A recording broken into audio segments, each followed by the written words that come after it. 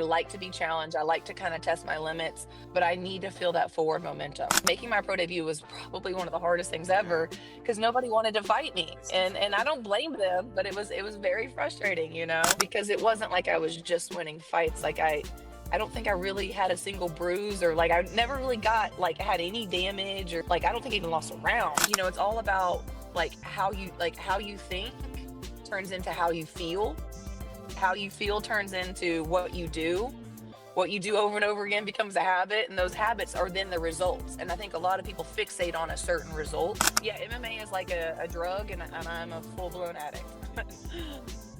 What's up, fighting fans? Tips from the Fight IQ channel. Today I'm here with Alivia Bierley. Alivia, thanks for being with us today. Absolutely. Thanks for having me. Alivia, you're a young prospect in MMA and already making waves. How did you first come into combat sports? So I honestly never anticipated that I would ever be in the combat world. I grew up in very small town in Kentucky to where we didn't even have wrestling growing up. But I think it found me.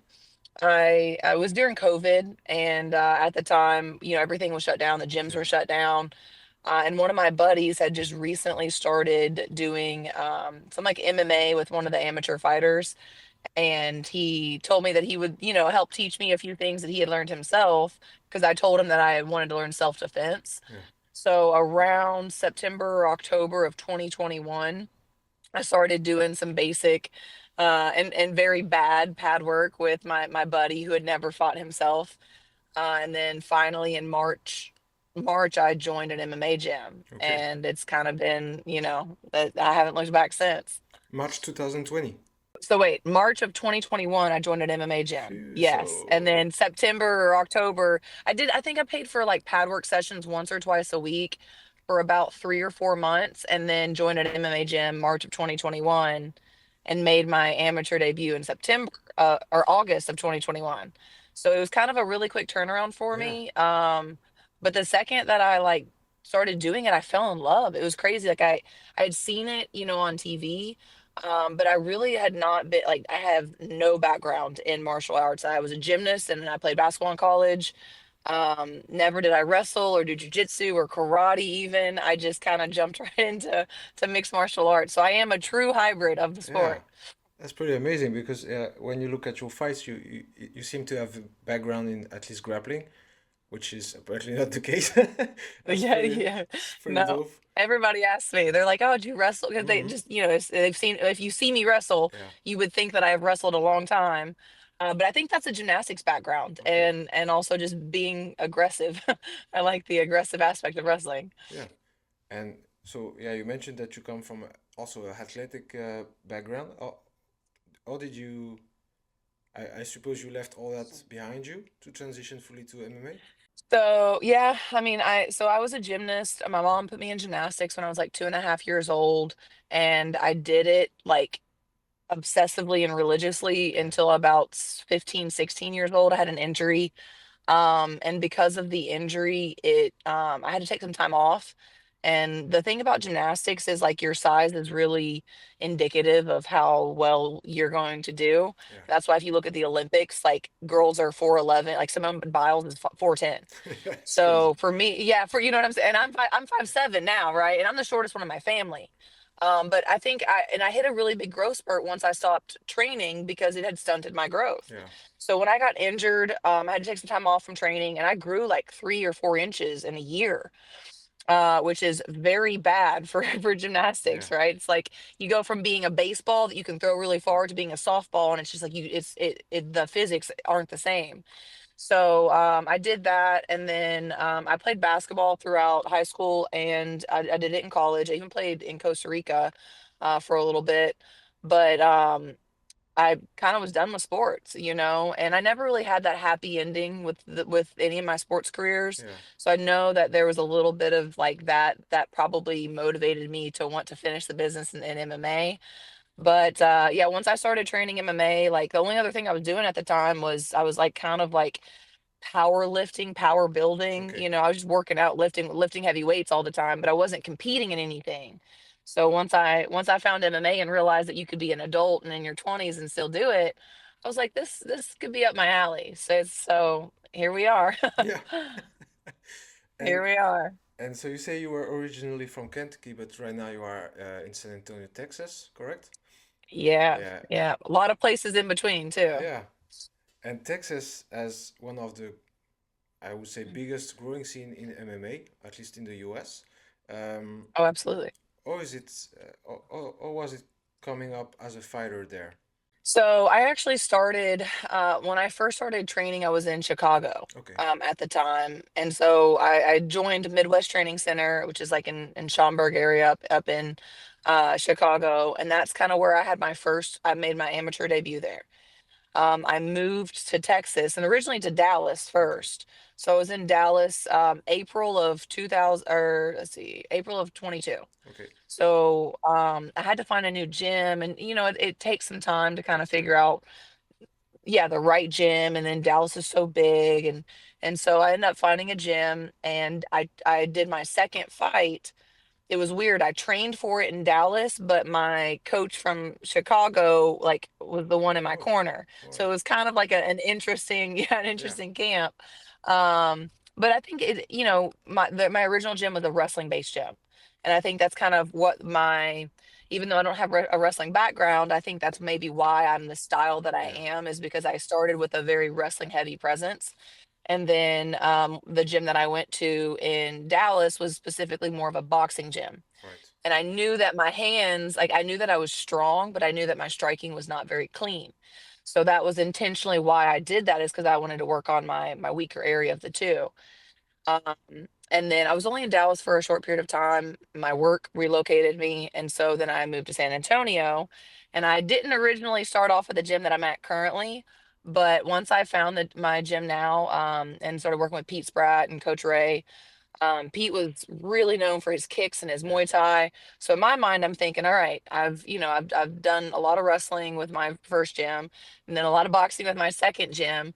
The two things that I needed, to really focus on was jujitsu and Muay Thai, and I'm at literally a jujitsu slash Muay Thai gym. So it kind of started putting all the pieces together for Yeah. me. And ever since I've been in Texas, I'm very blessed to be in Texas because of the Fury promotion that I fight with Yeah. currently. And Mick Maynard, Sean Shelby, like they're based out of Houston. So it's like if you want to get in front of the right people, it's not obviously the sport's about being a good fighter, but you also have to have the right people see you to know Yeah. that you're a good fighter too. So I like the fact that I'm in Texas because there's four big cities that I can fight in. Indeed. And I don't have to worry about, hopping on a plane and traveling to Florida or California or whatever. Yeah.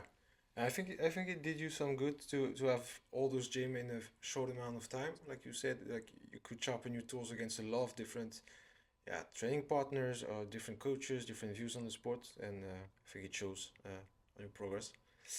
Um, was there a specific moment when you knew you were gonna go pro, or you wanted to go pro, or did it came along?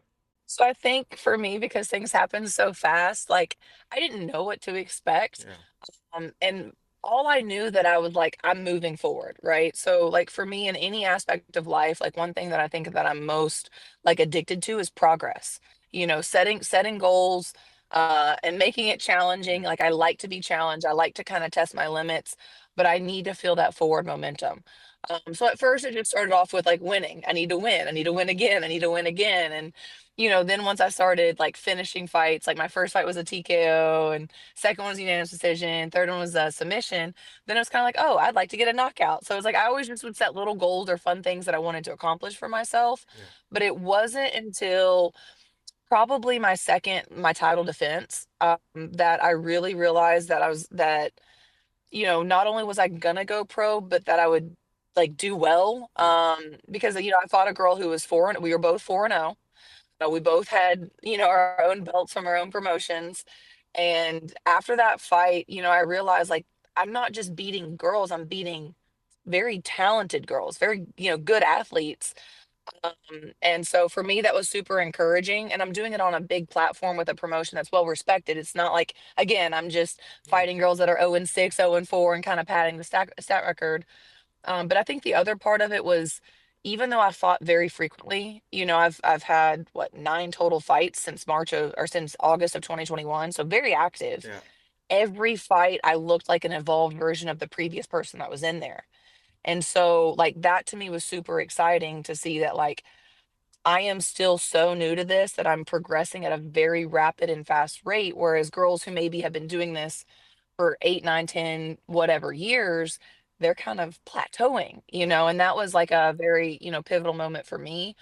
But honestly, I've known since my second fight. After my second fight, when I won that, I went out partying afterwards and I wrote down on the receipt that because I signed I signed my autograph on the Yeah, receipt for the bartender and I might have been a little tipsy, but on the receipt I just put future UFC bantamweight champion, I like that. and I signed my little autograph right there, and it's like as crazy as that probably sounds to like anybody who knows anything about the sport, like I've believed it my whole like I know that when I set my heart out to something, not that there won't be challenges that I'll be perfect, but I just don't quit. Like I'm not gonna stop until I get to where I'm going.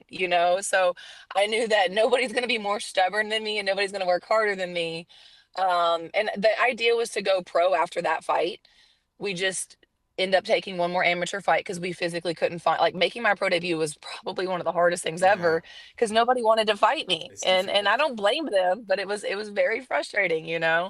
When you're an AMI, your record doesn't matter, but when you have a very good and dominant record as an amateur, people don't want to take that 0-0 pro debut. It's a high risk and low reward for that. So, For sure. um, but that's, yeah, I guess that's where I'm at with it. All right. And what would you say were your biggest influences in your MMA young career right now? So you mentioned a body of yours that introduced you to the sport, but after that, who was the most influential Yeah. person? Obviously, I got to give my buddy Rocco credit because he definitely was the first person who not only like introduced me to it, but like planted it in my head that I could be next. Like that, here are never fought, Yeah, and he's hyping me up. But I'd say, yeah, in my first gym, there was a female that was pretty, she had a really good amateur record and was just getting ready to go pro. Her name was Rachel Martinez. And so she was kind of someone that I looked up to when I first got into it. And she, took time to help me out and I didn't yeah, know anything that I was doing. So during our sparring round, she'd be like, no, put your hand here, no, do this. And so I definitely appreciate her for doing that. And then, at my gym in Dallas, Coach George, he was my coach, but he was my best bud too. I loved going to practice and he was hard on me and he picked on me pretty hard, but he always made sure that I did it right. If it took me 1,000 times, like, and he really established like the fundamental aspect yeah, of like your fundamentals are what's going to take you places, for sure. and because I think it's easy to get hung up on flashy things, but so him definitely. And then now that I'm at my gym that I'm currently at, my two coaches, Pete and Ray, uh they do a great job at making sure that I know exactly where I stand and what I do well, but then also what I need to work on, Yeah, and when you're winning and you're winning pretty easily, it's easy for coaches to like gash you up and this, exactly. and this, but they're like, yeah, you won, but you did this wrong, you did this wrong, you did this wrong. So I'd say they've been probably like the biggest like, influences that I have currently. And then obviously you've got some just amazing female fighters that are already out there doing amazing things. Like for me, Ronda Rousey was probably the first woman that I ever knew Yeah, was an MMA fighter. the OG. And she was, yeah, yeah, she's in my weight She class. We're the is. same height, we're similar build. So, I think for her, the one thing I liked the most about her was like she was mean and tough, but she was also like a woman and feminine. Like she kind of did both. Like, and I think a lot of times you get that stereotype of if you look a certain way, then oh, you're not a real Yeah, fighter. true. And I like the fact that she was like, I can be fierce and sexy at the same Hmm. time, and I like that. And also, yeah, being well surrounded when you are a MMA pro fighter or yeah, high level athlete, let's say, even in general, it's really important to have also in your social circle some good people surrounding you. Do you think you have this also at this moment? I I don't care if I'm biased or not. I have the best people. I think, and especially I think it's important, like as a female fighter, that you have other females that you can train with. And so at the gym that I currently train at, the first girl that got to kind of put up with me was Brittany, and she, and never actually signed up for a fight herself, but she showed up for every single practice for all of my fight camps. And just let me just, beat the crap out of Yeah. her, right? Because it's like when you got a fighter that's in camp, you let them work, and she definitely let me work while still challenging me. And then now more recently, Alex Carlson, she now just moved over to our gym not too long ago, and we were both on the same card together, Yeah. last card, and she got to corner me, I got to corner Uh-huh. her. But and so it's like great to have great women, training partners. But for me, I do have the advantage where I'm a large girl. I walk around at like 160, I'm 5'7", I'm pretty strong. And the gym that I'm at, a lot of the male fighters are 125, 135, 145ers. So I get a lot of very good rounds with men that are close to my Yeah. size, That's really So it's cool. like I know, yeah, and I know that if I can survive rounds with my black belt teammate who fights in my weight class, who's a guy, I'm not really going to be scared of the woman that's that's stepping in the cage with me. That makes sense. So I do feel, yeah, I feel like I have a great, and not only that, but it's like we even if I don't have a fight, I'm there in the sauna with my teammate or vice versa. So it's like we're really like invested in each other, not just in the practices, but we're there for each other at the fights. We show up at weight cuts, and I think it might just be me in the cage, but it takes a team of people to get me there and get me Sure. there successfully. Yeah. I think yeah, that's some aspect that are underestimated by maybe people exterior to like outside this sport. They think that that's you in the cage and your opponent, but all the preparation, all the stuff, it's a huge army of people getting behind you. Oh, So for sure. that's great that you found that there. Um, my next question was going to be about your amateur journey and your transition to professional.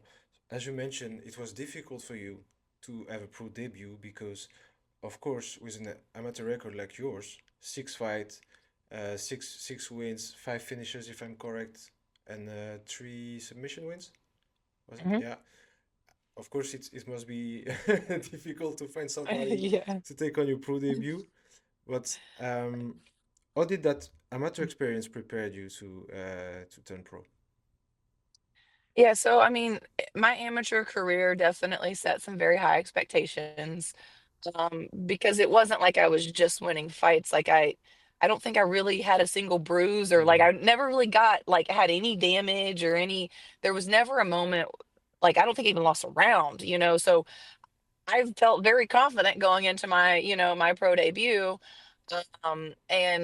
And it was, I think, the build up and the hype, I like, not saying that it got to me or whatever, but Yeah, I think it made it hard for other girls to want to accept that fight. And when you're an amateur, you're not getting paid, but at the end of the day, your record doesn't really matter. yeah, When you go pro, like every win and every loss counts, and it stays there. So that was, pretty frustrating. And I want to give Fury like credit. They did everything in their power. They reached out to literally everybody.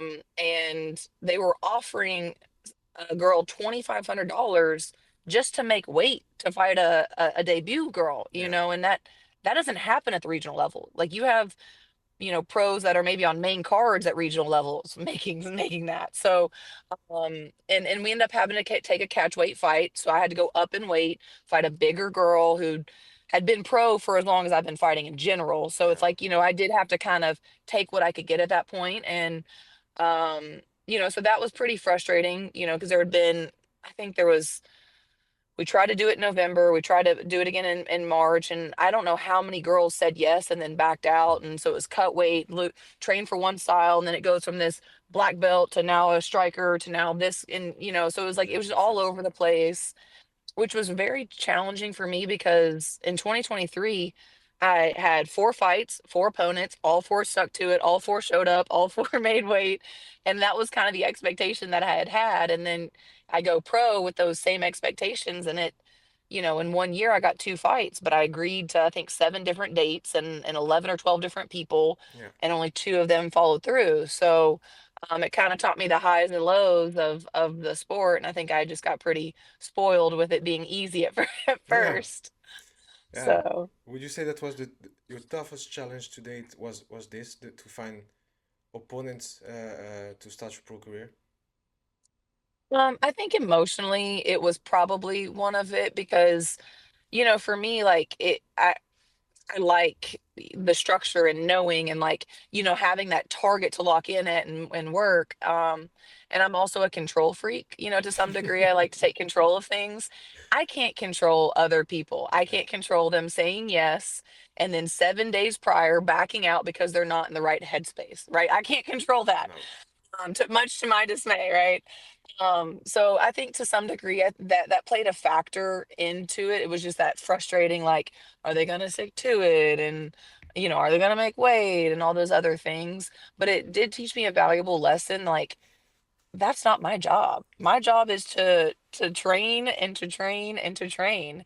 And after that, it made me realize, like, look, like there's nothing I can do to make a girl say yes and actually stick to it, right? So all I can focus, I just need to pour that energy into developing my skills, into working on my conditioning, into dialing in this and just bettering Yeah. myself. And eventually, like, what's meant for me will be, right? It's good that you mentioned that mental aspect, and that we have to stay in control, because MMA is a really tough sport in terms of mental. I think it's the amount of pressure and yeah, hype and stuff like this you facing every day. It's huge. How do you handle that pressure? That pressure. How do you handle those setbacks when they are and losses that can be in the ring or in the cage or outside? I actually think that MMA is more mental than it is physical. Mm-hmm. And there's obviously an emotional aspect to it, but I do think that especially once you go pro and then as you get further into your pro career, we're all good. Like, we're all athletic, we're all strong and have skills and tough. But at the end of the day, like, it has to happen in here before Yeah. it ever happens out here. And I think that for me, that's the part that even though I'm newer to MMA and maybe like whatever else, I'm not new to competing, and I'm definitely not new to the mindset piece. So, and I've read a lot of books, like, and a lot of audiobooks in my car a lot, as you can already tell, right? And it's all about like how you think turns into how you feel turns into what you do. What you do over and over again becomes a habit, and those Yeah. habits are then the results. And I think a lot of people fixate on a certain result. And I know for my pro debut, I was fixated on making my pro debut and the result aspect of things. But instead, I should have been focusing on where's my mind at? Where's my feelings at? Like, what are my actions saying? Because the result, it's going to happen. Like, things are going to happen, right? And at the end of the day, it's like everybody, like that saying, everybody has a plan until they get hit in the face. Well, I got hit in the face 1 minute into my pro debut and broke my nose. Yeah. Like, and mentally, like, I go from never getting hit all of my amateur career to she just broke my nose and I still have to fight 14 more minutes with a broken nose. And in that moment, like, you just mentally have to choose to be present. Like, fear, it's a knee jerk reaction. Like, everybody has fear of something, but you have to choose confidence and you have to choose to be brave and you have to choose the discipline side of things because, yeah, I don't care what people say, nobody likes to get hit in the face. Nobody likes to get things broken. Nobody, like, you're in there because you like to hit them more than they, Then getting than hit. the right. Like, so that's why we're in there. But it's like that, also that aspect of, like, all right, like, that dog mentality of, okay, can I thug this out? Like, how much of a gangster am I really? Like, how tough am I? Everybody likes to think they're tough, but it gives you that aspect to, like, put your money where your mouth's at. Hmm. So for me, I think the mental side of the sport is what I like the most. Like, even just all the way leading up to, are they posting, like, or like, like, because I can tell a lot about someone just from what they post or Yeah. what they don't post, and then the face offs. I love the fact that Fury allows you to make weight, and then a few hours later you get to stand, and, like, I'm always sizing people up, not just like physically, but like reading their body language, and that's kind of what I do in my normal job, is a lot of like psychology and sales and reading people and that kind of thing. So I love that aspect of it because a lot of times I get a good gauge going into the cage, like knowing what kind of energy they're going to Yeah. bring based off of when they looked me in the eye or avoided looking me in the eye, how they're feeling about that moment. So Okay. Yeah, it's pretty cool. And I want to bounce back on something you said about when you were all excited in your amateur fights, and that you learn in time to control those emotions. If you met a younger version of yourself about to do a first MMA fight, what would be your advice? So if me now met the me prior to my first one, Yeah. um, I think and the message still, I could say this to the person that fought, a couple weeks ago, like, slow down, you relax. I get so hung up on like I'm like a shark and I smell blood and it's like there I only I get locked in and like just so almost laser focused on getting whatever finish that like I see there that sometimes I don't allow things to happen. Like when I'm trying to force things to happen, Mm. I don't allow things to happen. So I think that would be probably the one thing that I would tell myself is like, just kind of like relax and slow down, and then I'm always enjoying the moment, but I do think that sometimes like it's also all right, what's next? All right, what's next? All right, and I've never had that feeling or that rush after a fight the same as that very first one that I had. And so just like living and being present in that moment, and that would probably be the one thing that I would say, because Okay. you never know what to expect until you experience it, and Yeah, then it's like holy crap, and then you're always searching for that same feeling to come back, but you're only ever going to have your first fight one time. So for sure. Good, thank you. That was the end of our first part of the interview. I'm sure I'm going to sound like an absolute like menace when I say this, but when your knuckles like just connect with somebody's face and you just like I can feel like there's just nothing that compares to that feeling. I genuinely feel as though like the belt's gonna be around my waist. I don't know how many fights until it is,